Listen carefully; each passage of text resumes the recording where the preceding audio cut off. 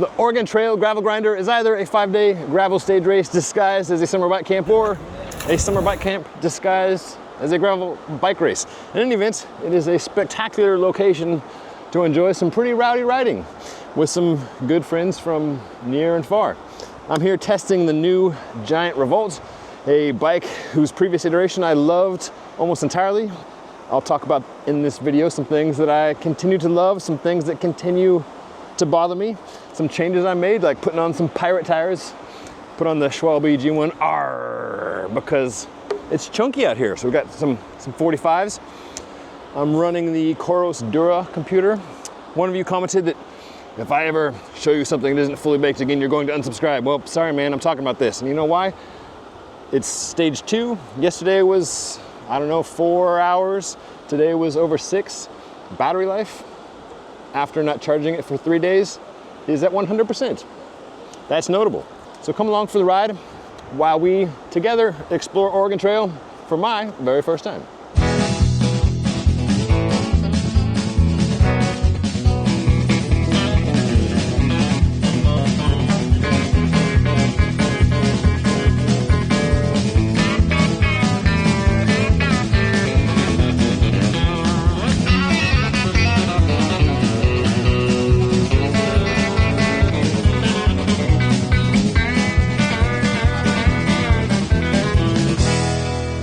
Oregon Trail Gravel Grinder. It's a race in its 5th year.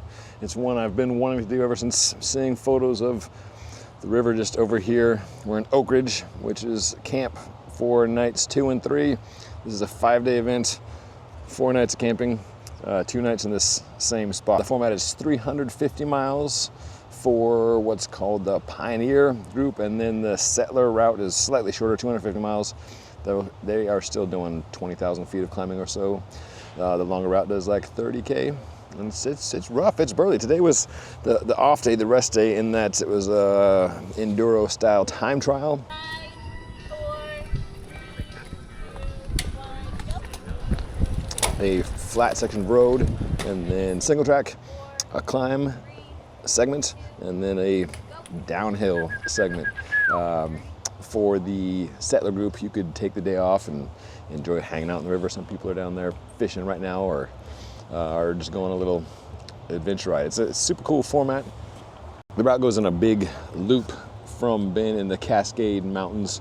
This year was starting on the east side where it was deep moon dust like sand.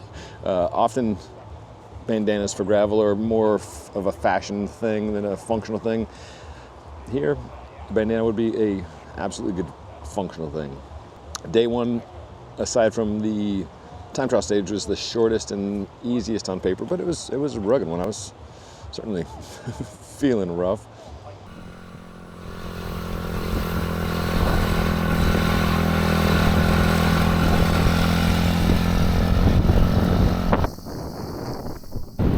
Fast train to the front. Like many gravel races, Oregon Trails is a mass start event. There are different categories here, including the pro women, pro men. Everybody starts together. The gravitational forces and watts per kilo certainly splits apart fairly early.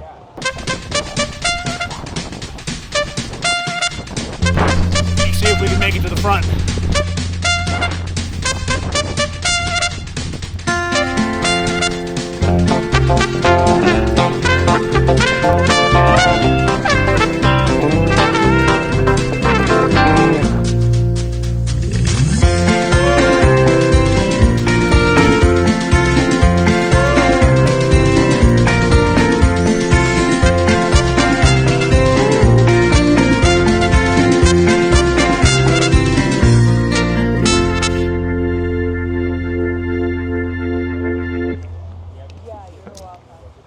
In terms of logistics, this must be a bear to put on. I've put on some races, I've helped others put on races. Moving camp, literally, quite literally and figuratively, night after night is no small feat, especially when timing is involved. Like today, for instance, there were 8 separate timing mats leaving camp. You've got a nice neutral rollout on a beautiful forest pass to get to the start of the first segment, and then there's start and finish timing mats throughout the day, and then you hit the mat on the way back in to make sure you're back home. A downside to this, have you lost your wife? She went to get a cold beverage. I don't want to get in your way. No, that's fine. Yeah, a downside to this camping thing is you know, the neighbors, you don't know who you're going to get for neighbors. You got to squat down so you can get, you know. Sometimes people try and change their clothes right next to you. Or you smell their stinky feet. It happens. Or they drink a non-alcoholic beer right in front of you. You didn't have to bust me like that. Nobody would have known. Chill, man.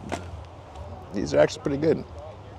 So yes, the logistics are a bear, but that's for the folks putting it on and breakaway promotions. For those of us doing the event, we just get to benefit like children going along for the ride. So all the stuff is schlepped day after day, and when you get to camp, you've got a tote that your stuff is in, and you can set up, go jump in the river, shower. Trucks were trucked in. There's a cooking crew that makes breakfast starting early. Come back from the day, there's lunch and then dinner set up. That's the bike camp part. Yes, there's a stage race going on, and you can take this as seriously or as frivolously as you like, but everyone gets to partake in the all-inclusive environment of this bike camp.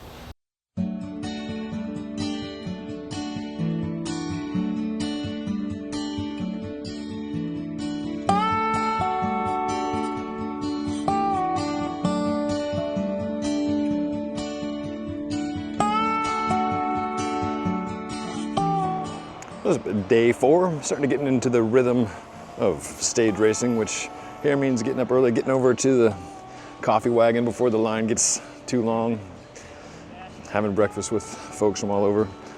I've done plenty of road stage races where you are not out camping with all your fellow participants, so it's cool here. There's some, I don't know, 400 of us or so, and some folks you'll see during the day on the dusty roads, and then some folks you'll see like the man, the myth, the legend, Big Tall Wayne himself. So it's good to see that gentleman. You know, share the highs and the lows of the days. We are leaving here, going, I don't even know where. Lost track of where we're headed. Continuing our circumnavigation of part of the beautiful Cascade Mountains. So while this may look like a bike packing event and that we're all camping out, none of us are schlepping our stuff. You know, we're given giant, I think they're 40-liter totes, pretty good sized totes to put our stuff in, and then some folks have the VIP tent service where some teenagers set up and tear down tents every night, and then a lot of folks, like these people here that I'm walking through, you know, bringing their own tent gear. But in any event, just like all the food and such that's being prepared for us, we don't have to ride with all of our camping gear and supplies for the week.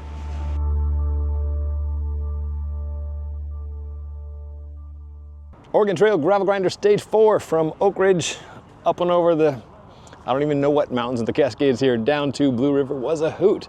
80 miles and change, about 9K in climbing, some screaming descents, fantastic views, and some good racing that I saw at least part of, at least for the women's race. The fast boys were up the road pretty quickly. We started with maybe like a half hour, 40-minute climb or so in the 10%, 12%, 15%, a lot of red on the screen. Gotta tell you, I do love me a low gear. This is set up with the SRAM wide, 4330 crank, and then a 1030, what do we got on the back here? 1036, so we're going 30, 36, and I was spending a good amount of time in that gear. This Coros Dura, like a lot of computers, will beep at you when you bottom out, and it was beeping quite a bit. On the other end of the rope, 4310, yeah, spun that a bit.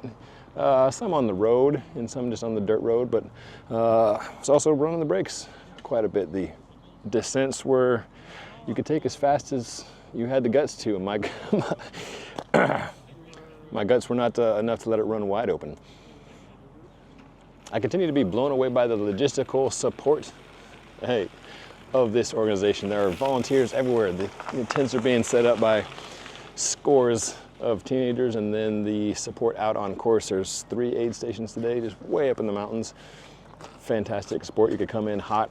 There's pressurized water tanks to blast fill your water bottles, and got neutral start and finish to get in and out of town. Start this morning was fantastic, just meandering amongst the tall trees on crushed paths, and get a chance to chat with folks, warm up a little bit before we all got our faces kicked in by the climb. Stage 5 tomorrow, I'm told, is the meanest, it's the chunkiest. Carl, the legend Decker, is running 2.2 tires on his Giant Revolt. He was telling me he started, guess his pressure. He started with 11.3 PSI in those 2.2s. We'll see what we're in for tomorrow. Right now I'm gonna go hit up the snack shack, hit up the showers, and see if we can put it back together for tomorrow. All right. Thank you.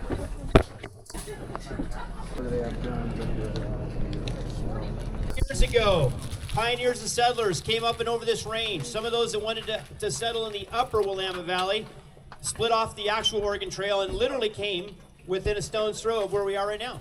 And you'll be riding on some of those roads that they passed through as they came over looking for the promised land of fertile farmlands and places to settle. Just like back then, the pioneers and the settlers endured harsh conditions. Sand, rock, mosquitoes the size of birds wanting to suck all the blood out of your veins.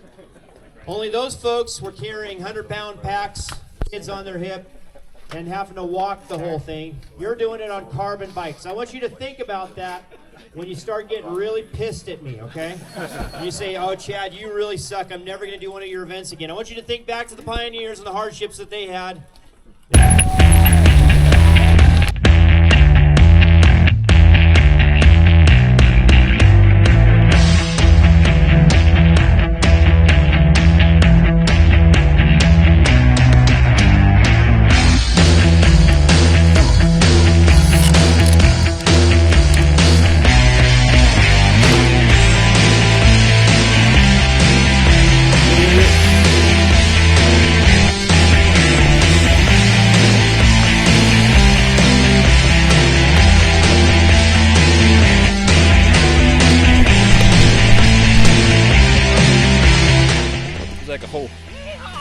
Oh yeah! There's like a whole water bottle factory worth of water bottles. Here. Fat tires would have been the move. Carl Decker told me, but you know, you gotta tell me something multiple times. I'm gonna get out of the way before I get.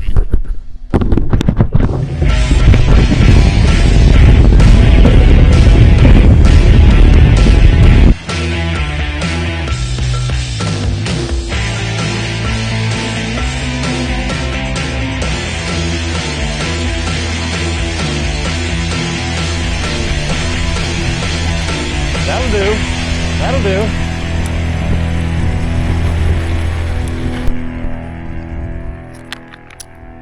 So one nice thing about gravel races, when you get good and shelled, you can stop, reset, and just have a leisurely ride.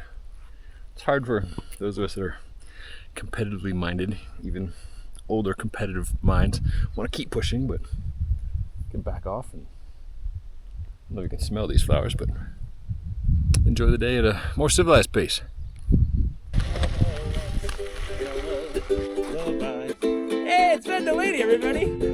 Here's the good part. Somewhere over that hill, Ben, I think he rides his bike.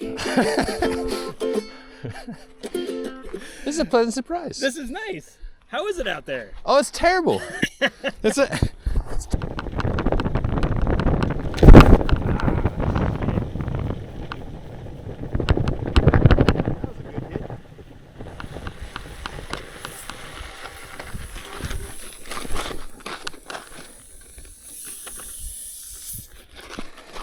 I'm good. Yeah, thanks. I needed a break anyhow. Oh, come on now.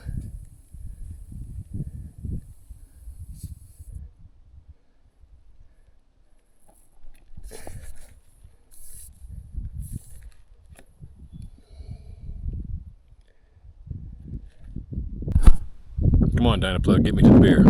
I believe in you. Yes, sir. I've been happy to see you guys all week, but particularly today. Particularly today. IPA or fat tire? IPA, please, man.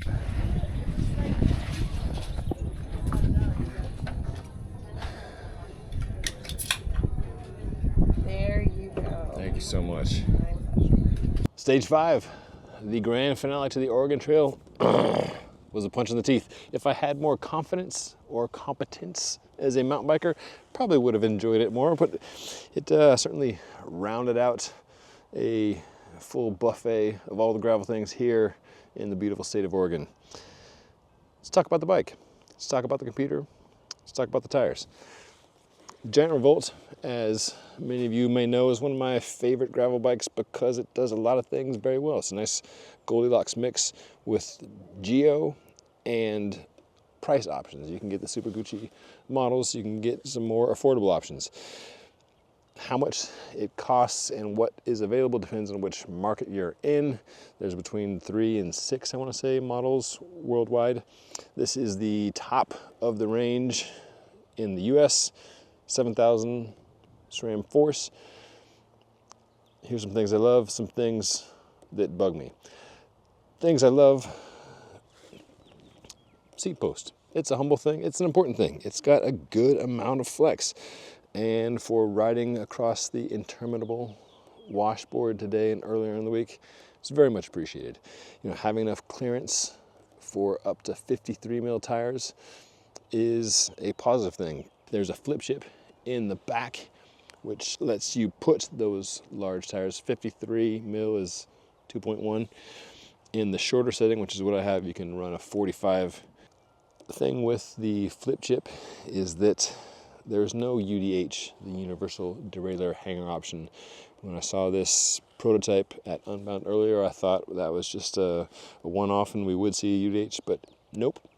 The new of the Revolt keeps the flip chip, does not have the UDH for the 13-speed SRAM gravel group that we also saw a sneak peek of at Unbound. You can peek that video above.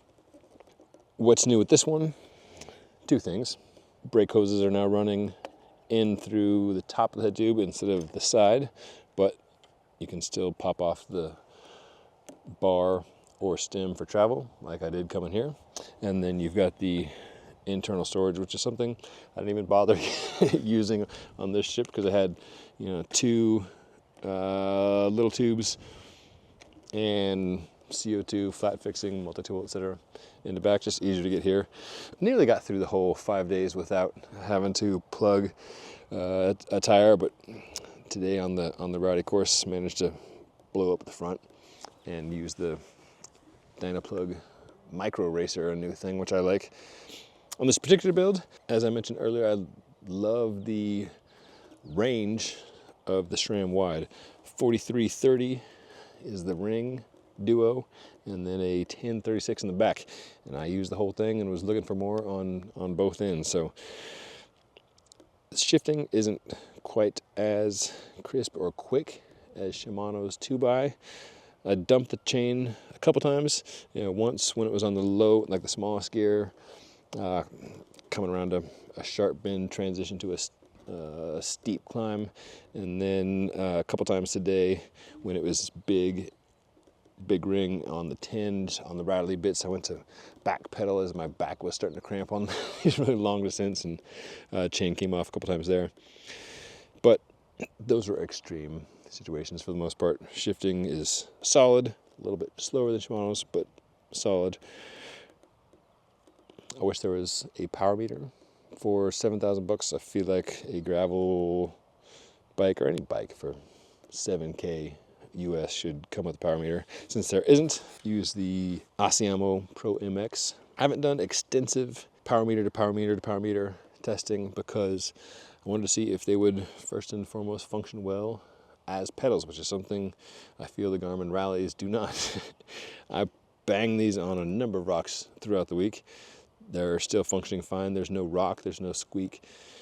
They're good and solid, and the price is reasonable. So I feel like these are good. And honestly, I feel like these are the best power meter pedal option thus far with Garmin Rally, the SRM X Power, which is far more expensive, and these guys which come in single-sided and dual-sided options. SRAM Force hoods are comfy. However, after riding the new SRAM Red hoods, which are longer, I found myself missing that extra room. It's a tiny thing. They're silly little nits to pick, but it's a noticeable thing for sure. So just having a little extra room on the new hoods makes these feel just a scooch cramped. Similarly, braking on these is okay, but not as good as the new, particularly when, you know, up on top. Down below, power is good, but up here it's noticeably less than the latest and greatest. So it's a downside to companies continually one-upping themselves, is it makes stuff that's pretty good kind of pale in comparison. Another nit to pick, the spacers. You know, one person's integrated is another's incompatible, and these dovetail nicely if provided you use the Giant stem. If you want to put on a different stem, then the little nubs that allow these to stack together mean you've got to snip those off to put on a different stem. So small things, and if you're buying this from a Giant dealer, they should be able to get you a matching stem to go with. Related to the post, the wedge bolt and then the little shim in the back that allows you to swap this out and put in a broader dropper post. These pieces, every time I take out the seat post, fall straight down the seat tube. I know they're loose, I know what's going to happen, and that happens every time. Once they're in there and secure, I have no issues with slippage. I've never cracked the back of the seat post, or I'm sorry, the back of the seat tube the way some folks have, so that's a non-issue for me, but just the fact that there are two separate pieces from the seat post is a ongoing complaint to have about this. This bike's still mucky from the day. I was just looking for damage because there was rocks just banging on this thing all day long. You've got armor underneath here, and you've got two bolts should you want to run a little cage there. Today I saw more water bottles on the course than perhaps any gravel race I've done, which is saying something. Things are getting ejected left and right, and this is a particular, you know, eject friendly space, but that's an option you have. You've also got the internal storage, and then you've got two bolts up top if you want to run a wee little bento box. And then, you know, should you want to run additional storage on the side, you've got that option. So while many companies are going with the intense specialization of their gravel bikes, where you've got a gravel race bike and a gravel adventure bike and a gravel backpacking bike, Giant's got a gravel bike that can do a lot of things. And I think for most folks that's a good option, because we don't all have 12 different bikes, right? While not as noticeably cush as the post, the bars do have a bit of give when you're pushing down, or when, you know, physics is pushing down, but they don't feel floppy or anything like this.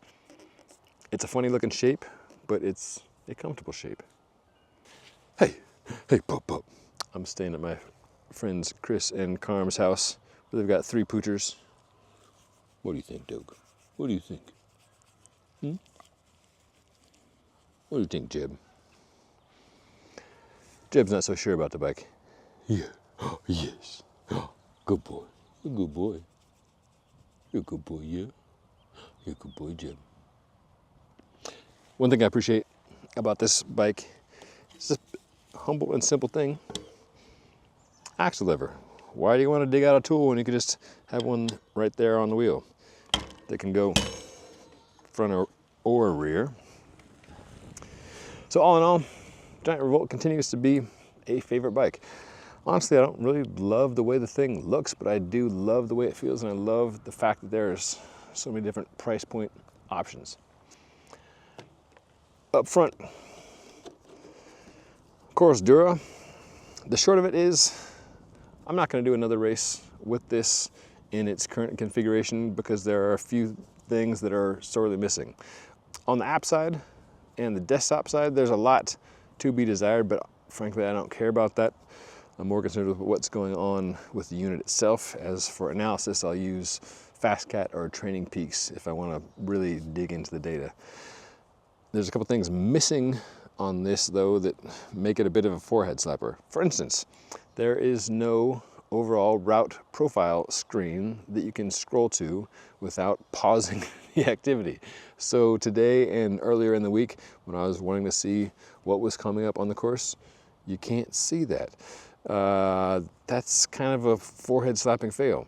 Another thing was when certain messages would pop up, some of the data would overlay other data in a confusing manner. For instance, current climb data pops up, which is all fine and good, but there's no way to select other data you want to see. It just determines what it thinks is a climb and it will show you that data.